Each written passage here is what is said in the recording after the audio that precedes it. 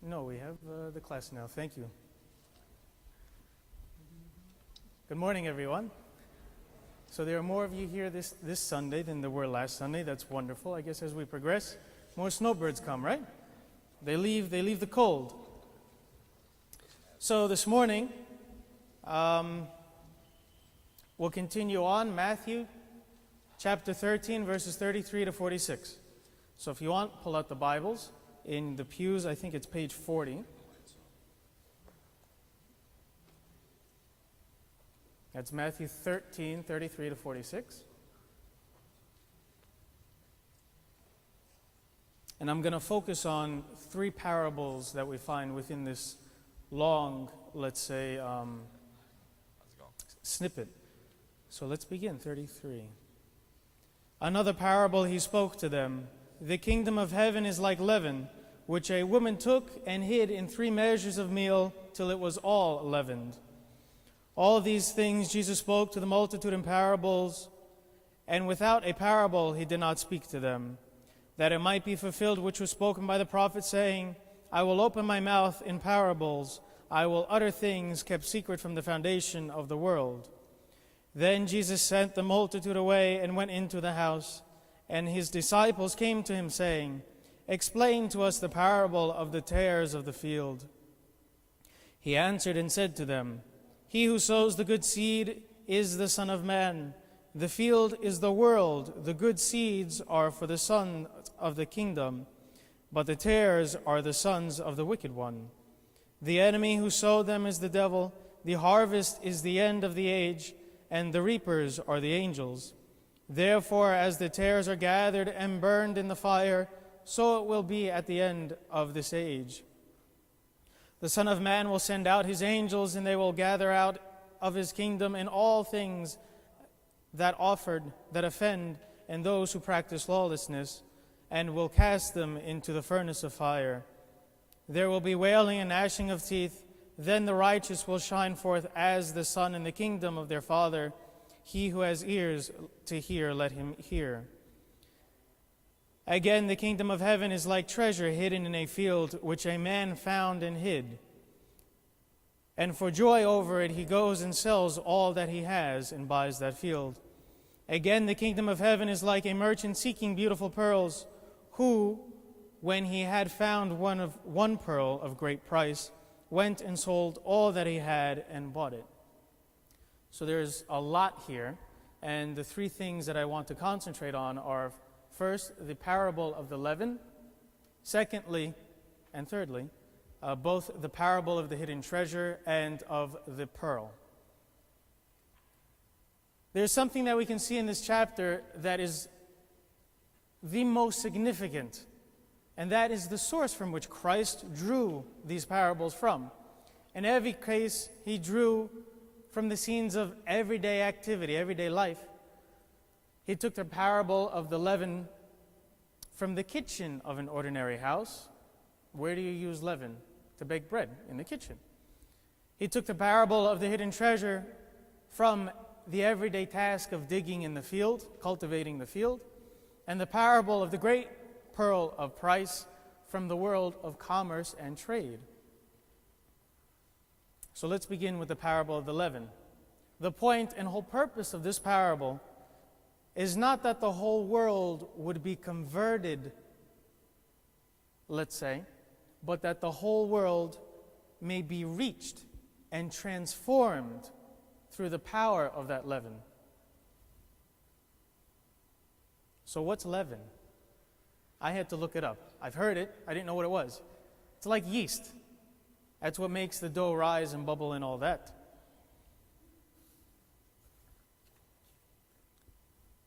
So back then, leaven itself was a piece of dough that was saved from the previous baking. They saved it so that they can use it to knead it into the work that they would be currently doing. And here we see 3 measures of meal. What is 3 measures of meal? 3 measures of meal is the amount that one would need for baking, and in this instance, it's a ridiculously large amount, about 39 liters. That's a lot, which was enough to feed about 40 people. 3 meals a day for several days. The purpose of comparing the leaven to the kingdom of God is that it provides a shock, kind of shock and awe, and that this shock would arouse interest and a desire to understand what exactly is being said, as an illustration from an unusual and expected source normally does.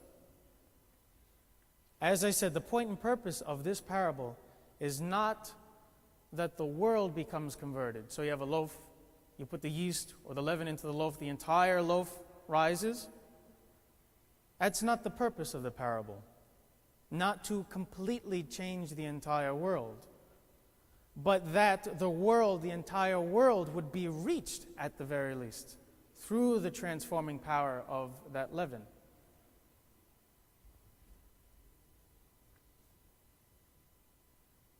Leaven is the character of a whole baking. Unleavened bread, as we know, is hard, is a biscuit, is dry, unappetizing. But bread baked with leaven is soft, it's porous, it's tasty. We want to eat it. The introduction of the leaven causes a transformation in the dome. I've got the roof on my mind. It causes a transformation in the dough. And the coming of the kingdom causes a transformation in our lives. And there are two views on how this transforming power works in everyday lives. For example, the kingdom works are unseen. We don't know what's going on up there. A message of encouragement and count your blessings. We cannot see leaven working in bread, so to say, let's say. We can't see exactly what's going on any more than we can see a flower grow. But we know that that leaven is working continuously rising the bread. Likewise, we can't see the kingdom, but the kingdom is always at work, drawing men and the world ever closer to God. We can't compare everyday occurrences with yesterday. We can't compare the things that, let's say, we're struggling with today to yesterday, to last month, even to last year. But we have to look at the whole picture of our lives. Our lives, in other words, we need to count our blessings. We need to see the entirety of our lives and understand the blessings that God has given us through the many years that we may be blessed with, and not to focus on the minutiae, on the bad, and try to work our way through that, but focus on the blessings that we have. It's never good for anyone to focus if something's not going right at work. It's important to try to fix it. But through that encounter, through that struggle, isn't there some sort of blessing that either the person or people that we are in conflict with will learn from us, or vice versa, that we have something to learn from those people? In every case, there's something to learn. So we don't concentrate and try to be nostalgic about certain things, but understand that our entire life is a blessing, and to be thankful for that. And we see this steady process in the kingdom. The kingdom is here as it always has been. On the other hand, so we can't see things that are going on, right? Like the bread and the kingdom. We don't know what's going on. But on the other hand, we can see what's going on. You can see that bread rise. You can see the bubbles form from within, come from within. It's in sight for everyone to see. Likewise, the work of the kingdom is a violent and disturbing force, plain for everyone to see. Violent and disturbing. What do I mean by that? Again and again, it has been true that Christianity has been persecuted because it desires to take both men and society and to remake them. It's violent and disturbing to our everyday lives if we are not living in accordance to the kingdom, to the gospel. Therefore, we feel this tension within us. What do? Do we change ourselves? I don't feel like it. That's too much work. Or do I say, no, I don't want to follow the gospel, which is maybe easier to do? It is abundantly true that there's nothing in this world so disturbing as our Christian faith. That is, in fact, the reason why so many people refuse to understand it, refuse to live it, and wish to eliminate it from the world.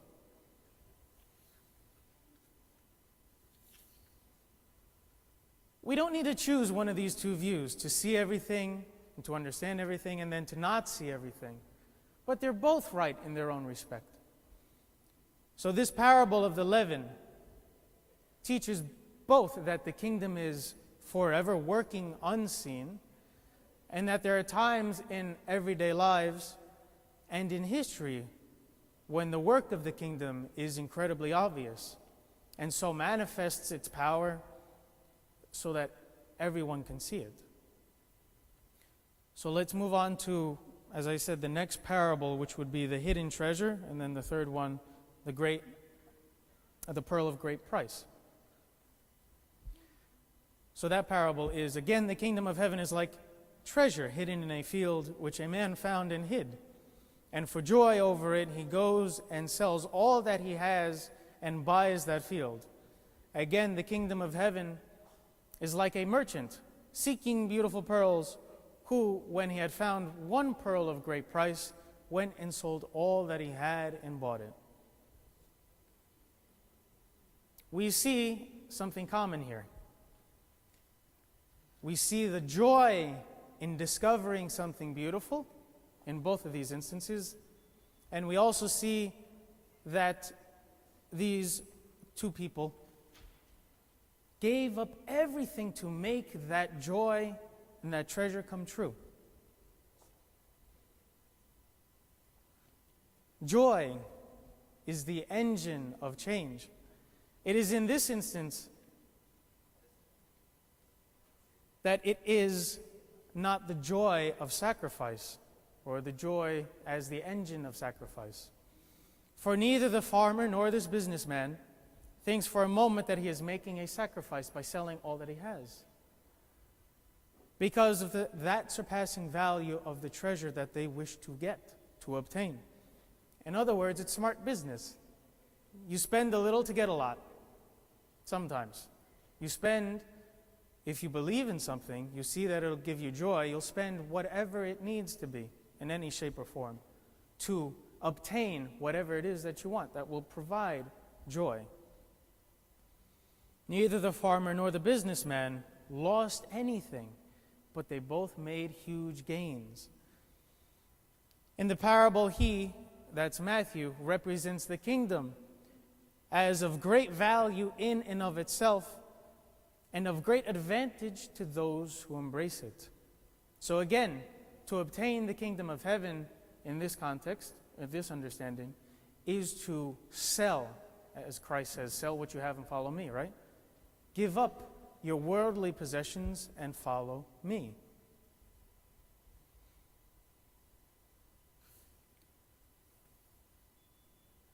The parable of the hidden treasure. In the ancient world, they didn't have banks.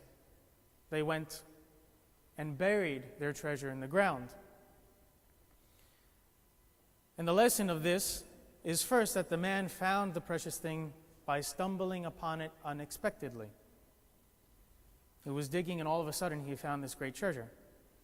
He was going about his daily business with diligence and efficiency, because he must have been digging deeply and not merely scraping the surface in order to strike the treasure. It would be a sad thing if it were only in churches, if it were only in places of so-called holy places and so-called religious occasions that we found God and felt close to Him. That would be a shame if only within the context, as I said, of the church or religious gatherings or religious affiliated events that we find God. That's not right. It would be a shame. We should always be going about our daily lives and continually strive to seek and find Christ, no matter where we are, in school or at work. Are they religiously affiliated? Some may be, some may not be. How about walking down the street? Is the sidewalk religiously affiliated? I'm just trying to think of abstract things. No. But our purpose is to seek and find Christ in everything and in every work that we do. There is an unwritten saying of Christ that's not found in the Gospels. Raise the stone and you will find me. Cleave the wood and I am there. When a mason is working on a piece of stone, when a carpenter is working on a piece of wood, Christ is there. True happiness, true satisfaction, the sense of God, the presence of Christ is found all to be within our day's work. And that day's work hopefully is done honestly and consciously. So I guess back to my idea about walking down the street or being at work or being at school, we can't just be passive. We have to work. We have to be diligent, and we have to be conscious of our thoughts, of our actions, and of the things that we say. And by doing so, that we find the will of Christ. And we find it, then is the struggle to actually do it.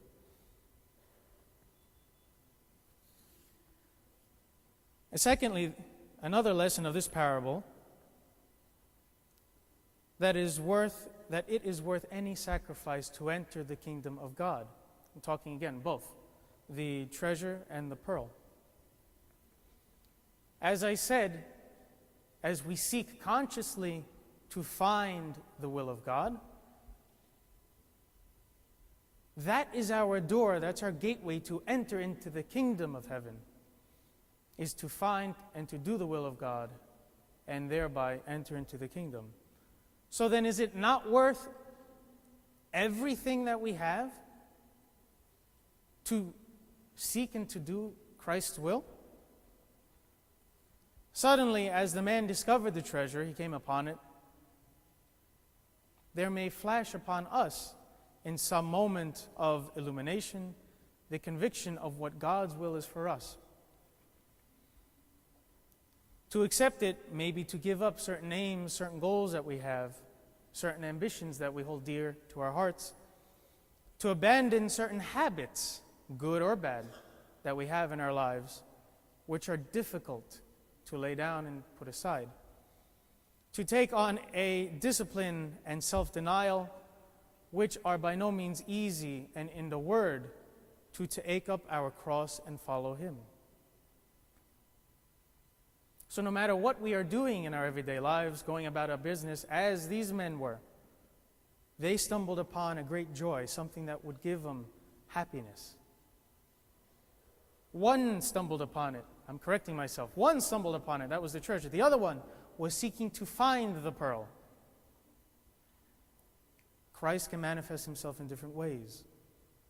Hopefully, we allow ourselves to be open to His will when He does reveal Himself.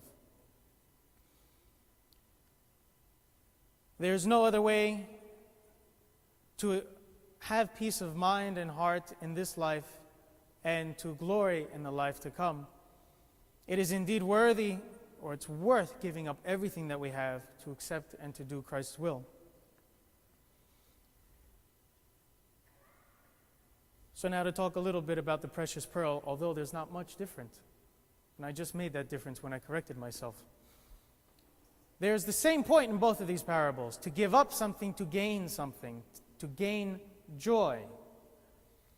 But the difference is one stumbled upon the treasure and the other one was going out and seeking to find this pearl. No matter whether the discovery was a result of a moment or the result of a lifetime search, The reaction was the same. Everything had to be sold to gain. We have to give up something to gain. The resulting truth is this, that however a man discovers the will of God for himself, as I said, in the lightning flash of a moment illumination or the end of a long, conscious and deliberate search, it's worth anything to accept Christ's will.